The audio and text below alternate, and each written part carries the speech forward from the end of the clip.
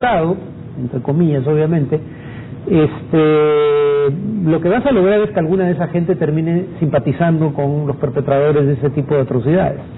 Muy bien, vamos ahora a cambiar de tema. Ya luego de varias consultas, los diplomáticos de los 28 estados de la Unión Europea acordaron hacer efectivas las sanciones contra Rusia a partir de mañana viernes. Rusia tomará las medidas adecuadas ante las sanciones impuestas por la Unión Europea, ha advertido el portavoz de la Cancillería Alexander Lukashevich. El liderazgo político de Rusia ya ha dejado claro a los políticos de distintos niveles que tomaremos las medidas adecuadas y nuestra respuesta será proporcional al daño que estas sanciones causen a la economía de nuestro Estado. Este jueves por la mañana, los embajadores de los 28 Estados miembros de la Unión Europea acordaron que las sanciones contra Rusia se apliquen desde este viernes. En primera instancia, el bloque había decidido dar tiempo al alto al fuego pactado entre los separatistas ucranianos y las autoridades de Kiev.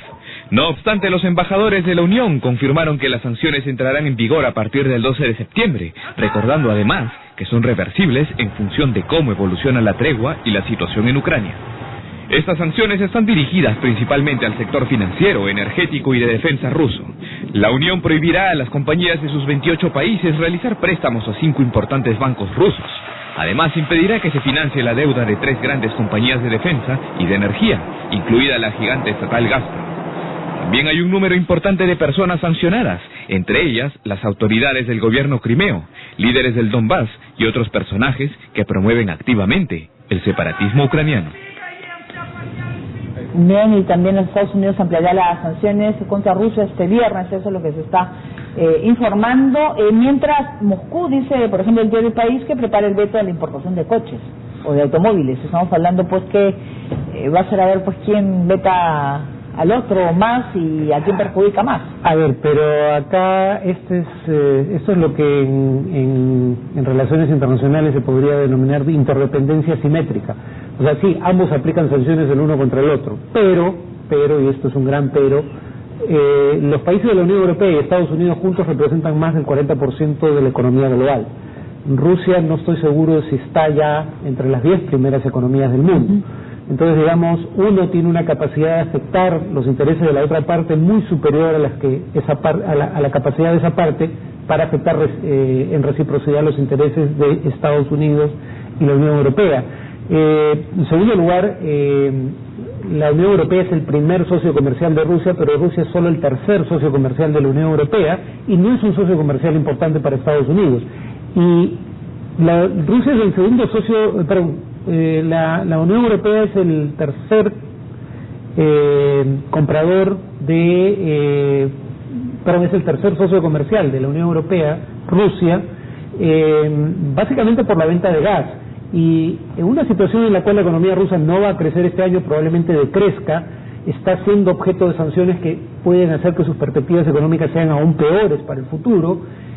Rusia no se va a dar el lujo de dejar de vender gas, un recurso que junto con el petróleo representan en conjunto 65% de todo lo que exporta Rusia y más de la mitad de los ingresos del fisco ruso. Entonces, creo que la expectativa es que Rusia se comporte como se espera por parte de la Unión Europea y Estados Unidos, de manera tal de que estas sanciones aplicadas a partir de ayer, o aprobadas a partir de ayer, no tengan que ser aplicadas porque son revisables a fin de mes. Si las cosas continúan en la dirección correcta, podría revertirse la decisión de aplicarlas. Muy bien, y nos vamos a España. Cientos de personas marcharon por las calles de Barcelona para defender el derecho a la realización de una consulta de independencia de Cataluña prevista para el 9 de noviembre.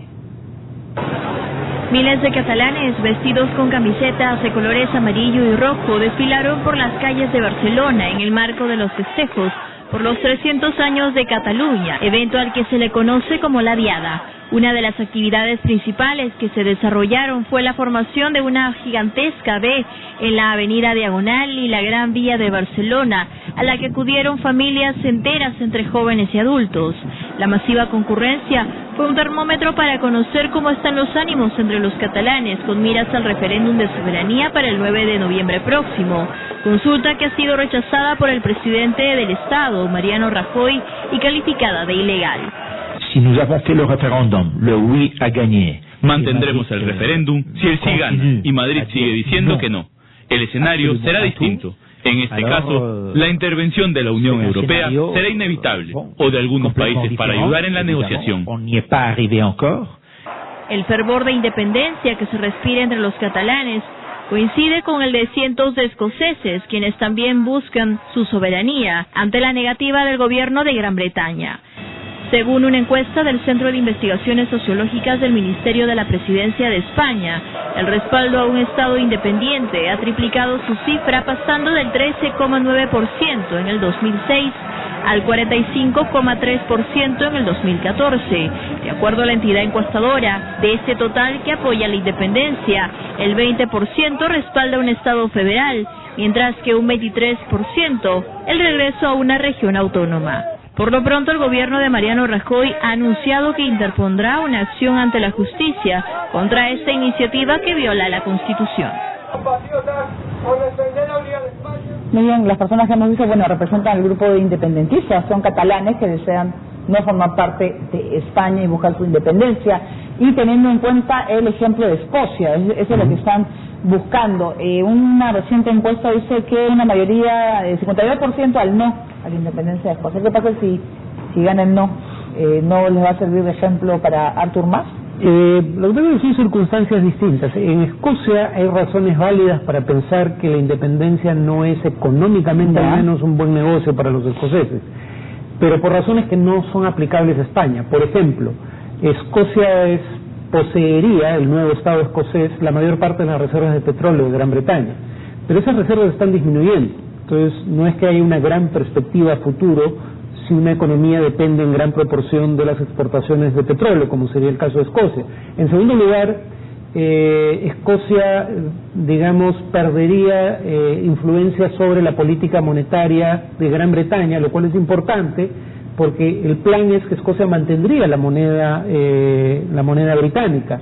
Pero en el caso de España, Cataluña, no depende de recursos naturales que estén en vías de agotarse, y además, de cualquier manera, España no tiene ya moneda propia, o sea, no es que Cataluña perdería mucho por el lado de política monetaria. Claro, esa es la gran diferencia entre los casos de Escocia y el de Cataluña, que en el caso de Escocia el referéndum es de mutuo acuerdo entre las autoridades locales y en buena medida sectores de la población de Escocia y el gobierno central en lo que todavía es la Gran Bretaña, incluyendo Escocia. El problema para los catalanes es que su referéndum no sería reconocido por el Estado español, y eso les haría sumamente difícil un eventual ingreso a la Unión Europea, problema que no existe en el caso de Escocia. Es discutible si Escocia permanecería en la Unión Europea o tendría que aplicar e ingresar tras un periodo de transición relativamente prolongado, pero al menos no habría obstáculo para que Escocia ingrese a la Unión Europea. España, en cambio, podría vetar el ingreso de una Cataluña independiente. Muy bien, a veces se van a quedar en España. El ejército de Tailandia calificó de limitado el informe de Amnistía Internacional que acusa al régimen militar de cometer numerosas violaciones a los derechos humanos. Veamos. Han pasado 100 días desde que el Consejo Nacional de la Junta Militar para la Paz y el Orden tomó las riendas del país con el golpe de Estado del general Prayut Chan-o-cha el 22 de mayo pasado. Desde entonces, una serie de detenciones se han realizado como parte de la aplicación de la ley marcial, situación que ha sido tomada en cuenta por la organización humanitaria Amnistía Internacional en un informe de 65 páginas. Según cita el diario Bangkok Post, en 3 meses de golpe de Estado han surgido una serie de investigaciones sobre violaciones generalizadas, detenciones sistemáticas y arbitrarias, sobre todo a aliados del gobierno anterior, así como denuncias por censura en los medios de comunicación e Internet. Por esta razón, Amnistía Internacional ha pedido a los militares detener la represión y restaurar los derechos civiles. El ejército se ha defendido asegurando que las actividades realizadas se dieron para restablecer la estabilidad luego de 7 meses de continuas manifestaciones antigubernamentales que dejaron 28 muertos. Este informe se centró solo en sospechosos que fueron arrestados de acuerdo a ley por funcionarios. La ley debe cumplirse porque es parte del sistema de justicia. Algunas detenciones son arriesgadas y pueden conducir a la violencia, como ocurrió antes. Nadie garantiza nada en este momento. Pese a que el país muestra un clima de estabilidad social entre civiles y militares, aún se prohíben las asambleas políticas de más de 5 integrantes, como parte de la ley marcial vigente desde el derrocamiento del gobierno de Yinglu Shinawatra. Se espera que para el 2015 se lleven a cabo nuevas elecciones, después de realizar reformas estructurales para acabar con la corrupción política, según indicó el jefe de la Junta Militar, Prayut.